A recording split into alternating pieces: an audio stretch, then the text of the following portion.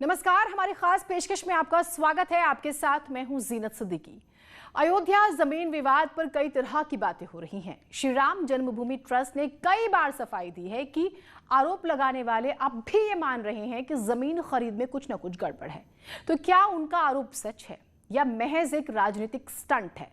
अब सवाल यह है कि राम मंदिर ट्रस्ट ने जो जमीन खरीदी है उसका सच क्या है? ट्रस्ट ने वो कौन से सबूत दिए हैं जिसके जरिए ये साफ हो जाता है कि जमीन खरीद में कोई गड़बड़ी नहीं हुई है? आज हम आपको रजिस्ट्री में शामिल हर उस शख्स की बातें सुनाएंगे और ट्रस्ट की वो चिट्ठी भी दिखाएंगे जिसमें सब कुछ विस्तार से लिखा है।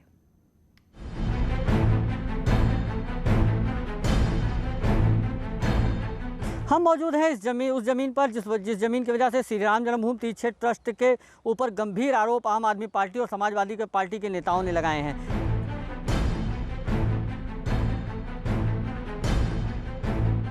2 करोड़ की इस जमीन को 18.5 करोड़ में बेचने पर विपक्ष ने कई सवाल खड़े किए हैं। आम आदमी पार्टी ने तो घपले का आरोप लगाया है। पूरा 100 हिस्से का रकबा है और संपूर्ण जमीन का जो स्वामित्व है वो फिलहाल अनुबंध के तौर पर श्री राम जन्मभूमि तीर्थ क्षेत्र ट्रस्ट के पास है। और इससे पूर्व में इस जमीन का बैनामा रवि मोहन तिवारी और सुल्तान अंसारी के नाम अभी हाल ही में हरीश पाठक और कुसुम पाठक के द्वारा किया गया है। न्यूज़ 18 संवाददाता ने बहुत आसानी से कम शब्दों में आपको ये समझा दिया कि कैसे जमीन का हस्तांतरण हुआ, लेकिन विपक्ष का आरोप है कि मामला इतना सुलझा हुआ नहीं है। तो सवाल है कि आखिर वो उलझन क्या है? विपक्ष का कहना है कि 10 मिनट में 2 करोड़ की जमीन 18.5 करोड़ की कैसे हो गई। आप भी इस सवाल का उत्तर जानना चाहते होंगे, तो चलिए कड़ी दर कड़ी विपक्ष के बनाए रहस्य को समझते हैं। सबसे पहले हम आपको श्री राम जन्मभूमि ट्रस्ट की उस चिट्ठी को दिखाते हैं जिसमें हर कड़ी का जिक्र है। पहले ये समझिए कि ट्रस्ट ने इस जमीन को क्यों खरीदा। श्री राम जन्मभूमि तीर्थ क्षेत्र की ओर से जारी इस प्रेस नोट में लिखा है कि वास्तु के मुताबिक श्री राम मंदिर को भव्य स्वरूप देना है, परिसर को सभी प्रकार से सुरक्षित रखना है, दर्शनार्थियों के लिए सुविधाएं देने का काम चल रहा है। इसीलिए मंदिर के पूर्व पश्चिम हिस्से में निर्माणाधीन परकोटा और रिटेनिंग वॉल में आने वाले सभी महत्वपूर्ण मंदिर स्थानों सहमति से खरीदा जा रहा है। इसी कारण इनको क्रय किया जा रहा है, लेकिन तीर्थ क्षेत्र का निर्णय है कि जिनको खरीदा जाएगा ऐसे सब व्यक्तियों को, स्थानों को पुनर्वासित भी किया जाएगा। ट्रस्ट का दावा है कि जमीन बेचने वाले परिवारों को उनकी पसंद का भी ख्याल रखा जाता है और वो जैसा चाहते हैं उनकी मदद की जाती है।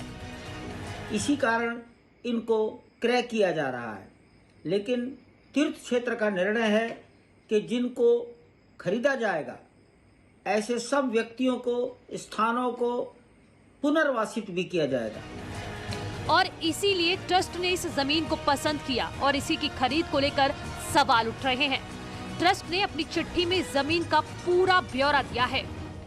ये जमीन अयोध्या के बाग बिजेसी में है। 1.2 हेक्टेयर की ये जमीन कौशल्य सदन और अन्य की पूरी सहमति से खरीदी गई।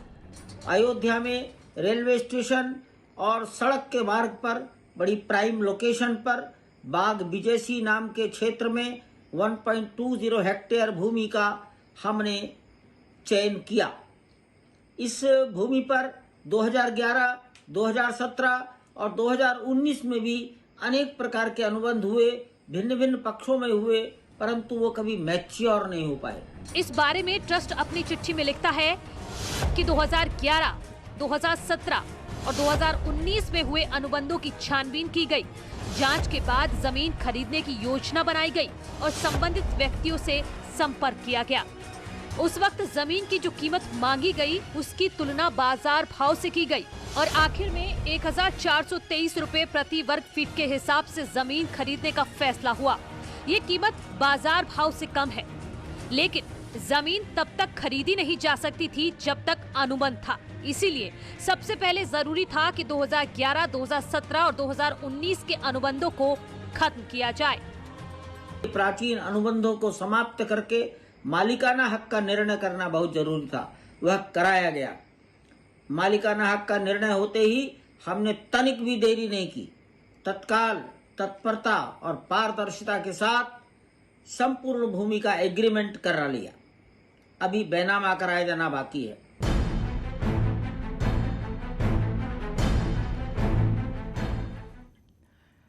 बेहद ही महत्वपूर्ण बात यह है कि जमीन खरीद के लिए ट्रस्ट ने कैश का इस्तेमाल नहीं किया।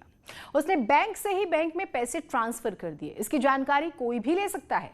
ट्रस्ट ने अपनी चिट्ठी में लिखा है कि जब से जमीन की खरीद हो रही है तब से सभी भुगतान बैंक में किए जा रहे हैं और इस जमीन को खरीदने में भी नियमों का पालन किया गया। यही नहीं, सरकार के सभी टैक्स भी दिए गए हैं। अब आपको समझाते हैं कि उन आरोपों का सच क्या है जिसमें यह कहा जा रहा है कि 10 में 2 करोड़ की जमीन 18.5 करोड़ में ली गई, लेकिन ऐसा नहीं था। पुराने अनुबंधों को आप समझेंगे तो हकीकत सामने आ जाएगी।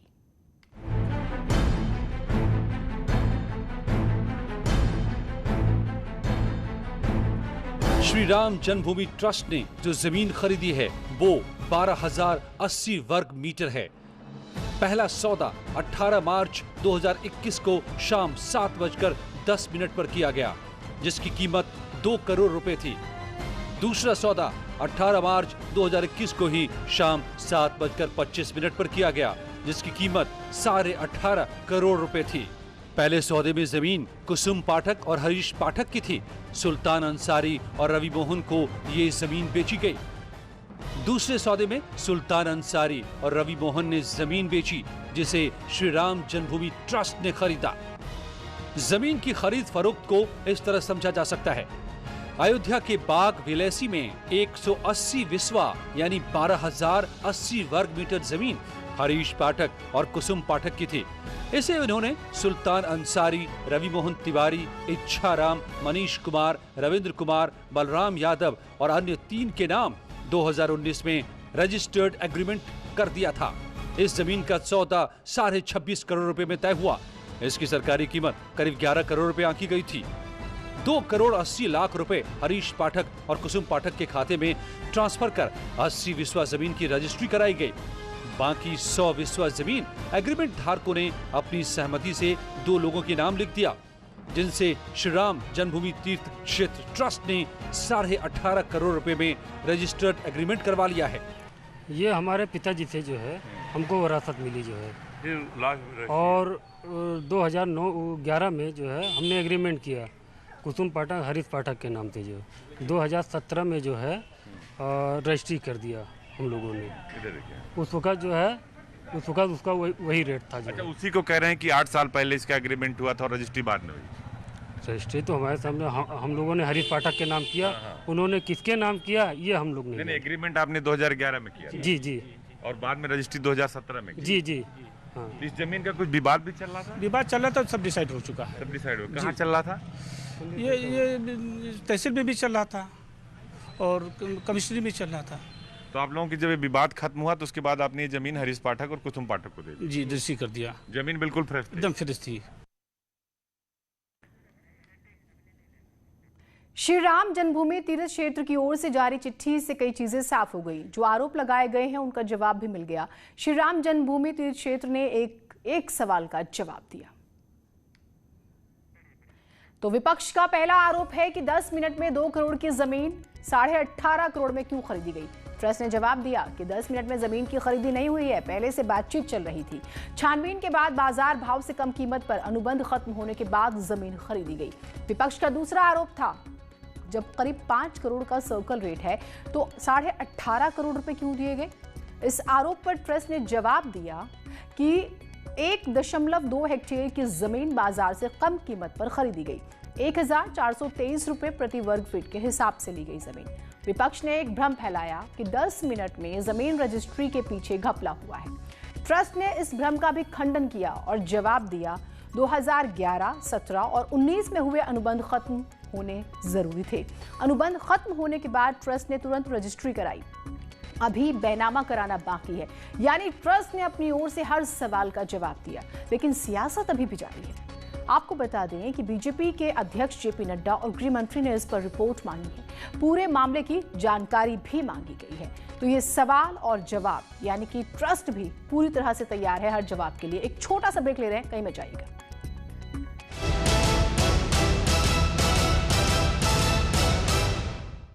Headline presented by Ison Guru Cooler. घर में शुरू आ गया गुरु, आइसन घर लाए खुशियाँ।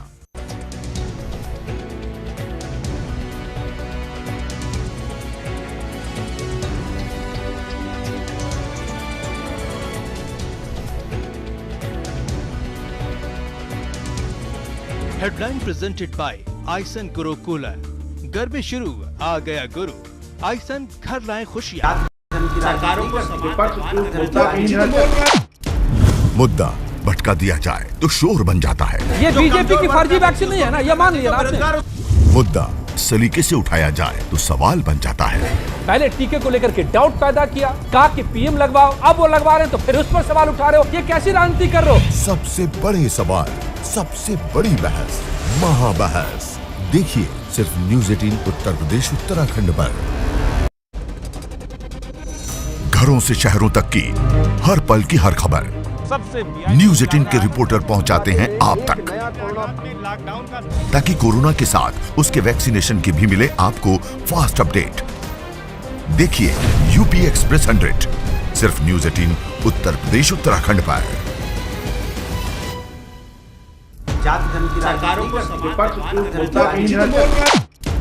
मुद्दा भटका दिया जाए तो शोर बन जाता है। ये बीजेपी की फर्जी वैक्सीन नहीं है ना, ये मान लिया आपने। मुद्दा सलीके से उठाया जाए तो सवाल बन जाता है।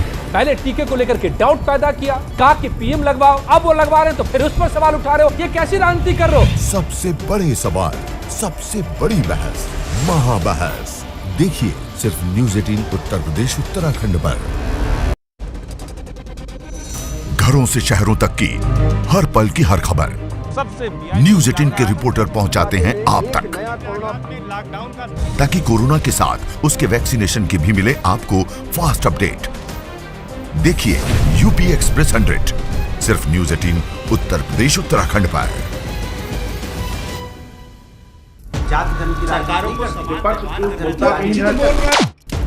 मुद्दा भटका दिया जाए तो शोर बन जाता है। ये बीजेपी की फर्जी वैक्सीन नहीं है ना, ये मान लिया आपने। मुद्दा सलीके से उठाया जाए तो सवाल बन जाता है।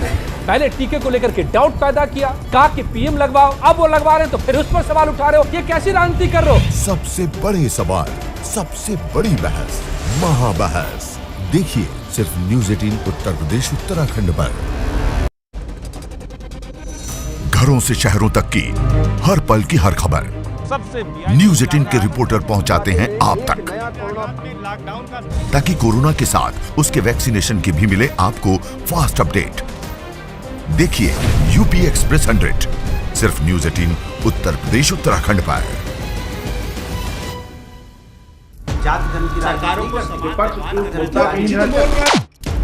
मुद्दा भटका दिया जाए तो शोर बन जाता है। ये बीजेपी की फर्जी वैक्सीन नहीं है ना, ये मान लिया आपने। मुद्दा सलीके से उठाया जाए तो सवाल बन जाता है।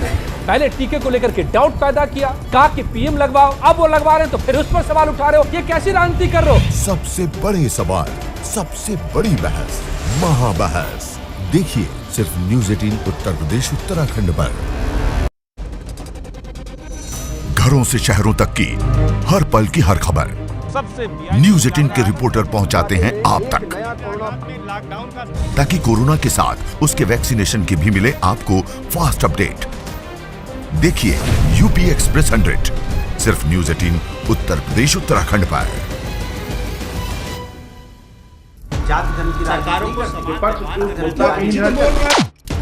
मुद्दा भटका दिया जाए तो शोर बन जाता है। ये बीजेपी की फर्जी वैक्सीन नहीं है ना, ये मान लिया आपने। मुद्दा सलीके से उठाया जाए तो सवाल बन जाता है। पहले टीके को लेकर के डाउट पैदा किया, कहा कि पीएम लगवाओ, अब वो लगवा रहे हैं तो फिर उस पर सवाल उठा रहे हो, ये कैसी राजनीति कर रहे हो? सबसे बड़े सवाल, सबसे बड़ी बहस, महाबहस देखिए सिर्फ न्यूज़ 18 उत्तर प्रदेश उत्तराखंड पर। घरों से शहरों तक की हर पल की हर खबर न्यूज़ 18 के रिपोर्टर पहुंचाते हैं आप तक, ताकि कोरोना के साथ उसके वैक्सीनेशन की भी मिले आपको फास्ट अपडेट। देखिए यूपी एक्सप्रेस 100 सिर्फ न्यूज़ 18 उत्तर प्रदेश उत्तराखंड पर।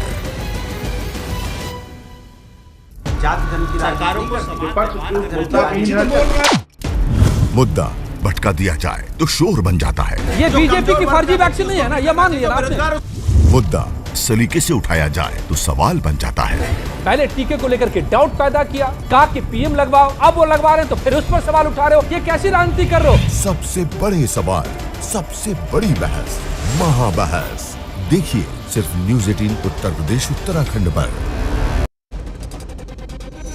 घरों से शहरों तक की हर पल की हर खबर न्यूज़ 18 के रिपोर्टर पहुंचाते हैं आप तक, ताकि कोरोना के साथ उसके वैक्सीनेशन की भी मिले आपको फास्ट अपडेट। देखिए यूपी एक्सप्रेस 100 सिर्फ न्यूज़ 18 उत्तर प्रदेश उत्तराखंड पर।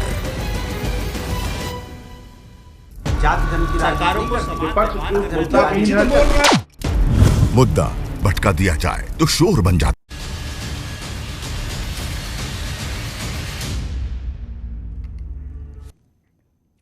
क्या भोजपुरी में अश्लीलता ज्यादा बढ़ गई है? बीजेपी के सांसद रवि किशन ने सीएम योगी, बिहार के सीएम नीतीश कुमार और केंद्रीय सूचना प्रसारण मंत्री प्रकाश जावड़ेकर को चिट्ठी लिखी है। चिट्ठी में रवि किशन ने अश्लीलता पर रोक लगाने की मांग की है।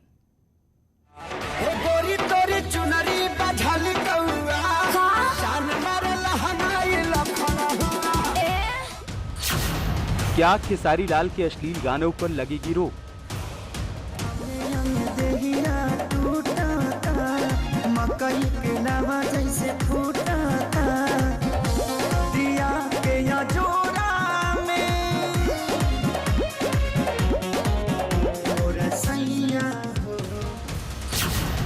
क्या पवन सिंह के फूहड़ गानों पर लगेगी ब्रेक?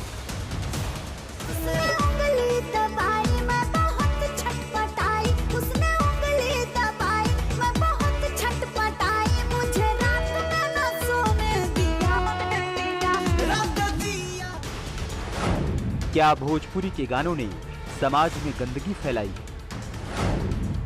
क्या भोजपुरी गानों के लिए भी सेंसर की जरूरत है? जान मारे लाला काला हंगमा ये गोरी जो बना डोला बताई भोजपुरी में फैली अश्लीलता को लेकर गोरखपुर से सांसद और भोजपुरी से मशहूर अभिनेता रवि किशन ने आवाज उठाई। रवि किशन ने भोजपुरी भाषा के सम्मान और भोजपुरी फिल्मों और गानों में अश्लीलता पर रोक लगाए जाने के लिए कड़े कानून बनाने की मांग की है। रवि किशन जी ने जो स्टेप उठाया है वो बहुत अच्छा स्टेप है। मुझे लगता है कि भोजपुरी इंडस्ट्री के ग्रोथ के लिए ये होना चाहिए कि जो अश्लील गाने बन रहे हैं उस पर बैन लगना चाहिए, क्योंकि लोगों को ये लगता है, बाहर की जो इंडस्ट्री के लोग हैं या बाहर के जो लोग हैं जो भोजपुरी से जिनका कोई कनेक्शन नहीं है, उनको लगता है कि भोजपुरी इज इक्वल टू अश्लीलता।